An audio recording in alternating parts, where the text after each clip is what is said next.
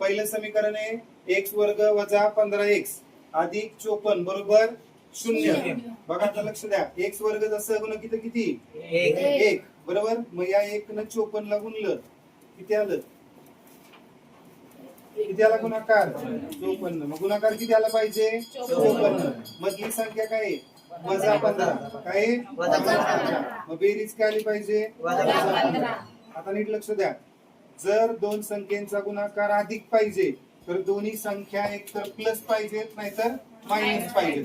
आता आपल्याला दोघांची बेरीज वजा पाहिजे, याचा अर्थ दोन्ही संख्या काय पाहिजेत मायनस पाहिजेत बरोबर. मायनस मायनसचा गुणाकार काय येणार प्लस येणार आणि मायनस मायनसची बेरीज काय होणार आहे मायनस येणार. आलं लक्षात. फक्त बघा 15 आलं पाहिजे आणि गुणाकार 54 आला पाहिजे. मग काय ते वजा 9 वजा 6 सांगा 9 7 54 आणि वजा 9 वजा 6 किती आलं किती आलं बरोबर. आता नीट लक्षात घ्यायचं, जी फोड आली तेच उत्तर असतं. म्हणजे जर फोड वजा 9 आहे वजा 6 आहे तर याचा अर्थ काय तुमचं उत्तर येणार आहे अधिक 9 अधिक 6. पण कधी एक्स वर्गाचा सहगुणक 1 असतात. पण आपल्याला ते सोडवायचं, डायरेक्ट लिहायचं नाही. फोड वजा 9 आली वजा 6 आली तर मग आपलं उत्तर अधिक 9 अधिक 6 असं चाललं नाही. आपल्याला काय करायचं सोडवायचं. आता नीट लक्ष द्या, पहिली संख्या काय आहे एक्स वर्ग, त्यानंतर या वजा 15x ची फोड काय आहे वजा 9x वजा 6x काय येणार वजा 9x वजा 6x आणि शेवटची संख्या काय अधिक 54 बरोबर किती आलं. आता नीट लक्ष द्या, आता या ठिकाणी या दोघांचा आणि या दोघांचा आपल्याला ग्रुप करायचा बरोबर. आता याच्यामध्ये कॉमन घ्यायचं बाळांनो. काय करायचंय कॉमन, इकडं एक्स आहे इकडं पण एक्स आहे, मग आपण कॉमन काय घेऊ शकतो एक्स. मग यातला एक एक्स बाहेर आला, एक राहिला, इथं एक्स राहिला बरोबर. चिन्ह काय वजा, यातला एक्स गेला राहिला काय 9. आता नीट लक्ष द्या, आता इथं वजा 6 आहे, इकडे एक्स आहे, इकडे एक्स आहे का नाही बरोबर. मग आता आणखी एक गोष्ट बघा, इथं वजा आणि इथं वजा, कारण अधिक अधिक आहे ना, हे अधिक म्हणजे काय वजा वजा. आता आणखी एक गोष्ट 54. 54 म्हणजे काय 6 गुणिले 9. 54 म्हणजे काय 6 गुणिले 9. मग आता लक्षात घ्या, इथं वजा 6 दिसते, मग इथं बी वजा 6 आहे ना, मग कॉमन काय घेता येईल आपल्याला वजा 6 बरोबर. आता लक्षात घ्या, वजा 6 कॉमन घेतलं काय शिल्लक राहिलं एक्स राहिला बरोबर. यातला वजा 6 गेला, मग वजा 9 शिल्लक राहिला ना बरोबर 0. आता आपलं बरोबर आलं का चेक करा. मायनस साईनच्या या बाजूला इकडं हा कंस आणि इकडचा हा कंस दोन्ही काय आले सेम आले. कंस सारखा नाही आला तर आपलं चुकलं, कंस सारखा आला पाहिजे. तुम्हाला आणखी एक ट्रिक काय सांगितली, इकडं आलेला कंस डायरेक्ट इकडे लिहायचं, डोक्याला ताण घ्यायचा, चुकलं तर तसंच ठेवायचं वाटलं पण ते लिहायचं कळलं. आता मायनस साईडला इकडं आणि इकडं कॉमन कोण आहे एक्स वजा 9 कोण आहे एक्स वजा 9. मग हा जर कॉमन घेतला तर कोण राहिला इथं एक्स, इकडच्या बाजूचा एक्स वजा 9 आला, कोण राहिला वजा 6 बरोबर काय येणार 0. आपल्याला माहितीये या दोन कंसापैकी एकाच उत्तर जर समजा 0 आलं, याचं उत्तर 0 आलं तर 0 गुणिले हा कंस 0 येऊ शकतो, किंवा याचं उत्तर जर 0 आलं तर या दोघांचा गुणाकार काय येऊ शकतो 0. अदरवाईज त्या दोघांचा गुणाकार 0 येऊ शकत नाही. याचा अर्थ आपण असं लावायचा की एक्स वजा 9 बरोबर काय असलं पाहिजे 0, किंवा एक्स वजा 6 बरोबर काय असलं पाहिजे 0. मग आता सांगा, हे वजा 9 पलीकडे गेल्यावर अधिक 9, मग एक्स बरोबर किती आलं 9, किंवा एक्स बरोबर हे वजा 6 पलीकडे गेल्यावर अधिक 6, एक्स बरोबर किती आलं 6. आलं लक्षात.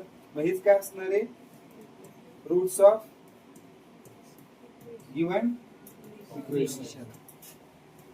आलं का लक्षात.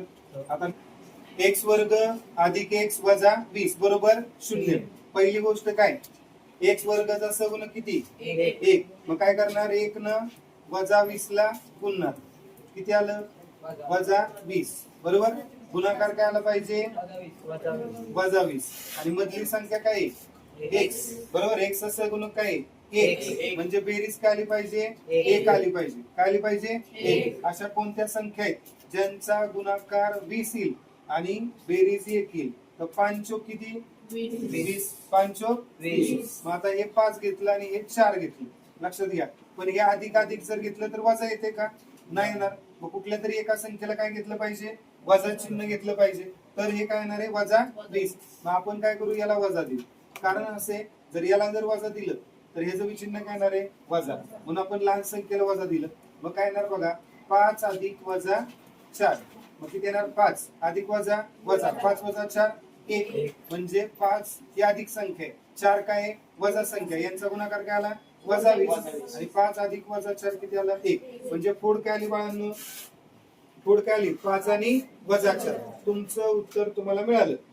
जी फोड आहे तेच तुमचं काय असतं उत्तर असतं. फक्त अधिक 5 आहे तर काय होणार वजा 5, आणि वजा 4 आहे ते काय होणार अधिक 4. रूट्स काय येतील मग वजा 5 आणि अधिक 4. समजलं का? सांगा आता काय येईल सांगा. पहिल्यांदा x वर्ग तसाच लिहायचा, पुढं अधिक x आहे त्याच्याऐवजी काय येणार अधिक 5x वजा 4x. 5x वजा 4x काय असतं 1x, आणि वजा 20 बरोबर काय 0. पुढे सांगा. आता या दोघांमध्ये आणि या दोघांमध्ये कॉमन घ्यायचंय. सांगा इथं x आहे, इथं पण x आहे, मग x घेतला कॉमन, यातला x राहिलं, अधिक काय राहिलं 5 राहिलं बरोबर. आता नीट लक्ष द्या, वजा 4 गुणिले x आहे आणि वजा 20. वजा 20 चा अर्थ काय 5 गुणिले 4. आता नीट लक्ष द्या, इथला वजा 4 आणि इथं वजा 4. जर वजा 4 जर कॉमन घेतलं, वजा गेला 4 गेला, राहिलं कोण x. आता इथला वजा गेलाय आणि 4 गेलाय, म्हणजे इथं काय राहिले अधिक राहिले. काय राहिले अधिक. मग अधिक काय आलं इथं बाळांनो 5 बरोबर काय आलं 0.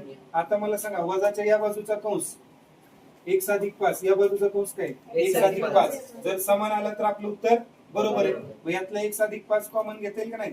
x अधिक 5 कॉमन घेतलं, काय शिल्लक राहिलं इथला x आणि इथला x अधिक 5 इकडे आल्यामुळे कोण राहिला वजा 4, आणि बरोबर काय येणार 0. आता नीट लक्ष द्या, याचं उत्तर 0 असलं पाहिजे किंवा याचं उत्तर 0 असलं पाहिजे, तरच त्या दोघांचा गुणाकार काय येणार 0. मग काय येईल सांगा, x अधिक 5 बरोबर 0 किंवा x वजा 4 बरोबर 0. काय येईल बघा, x बरोबर काय वजा 5 और x बरोबर काय येणार 4 बरोबर. मग रूट्स ऑफ इक्वेशन काय आलं, roots of given equation is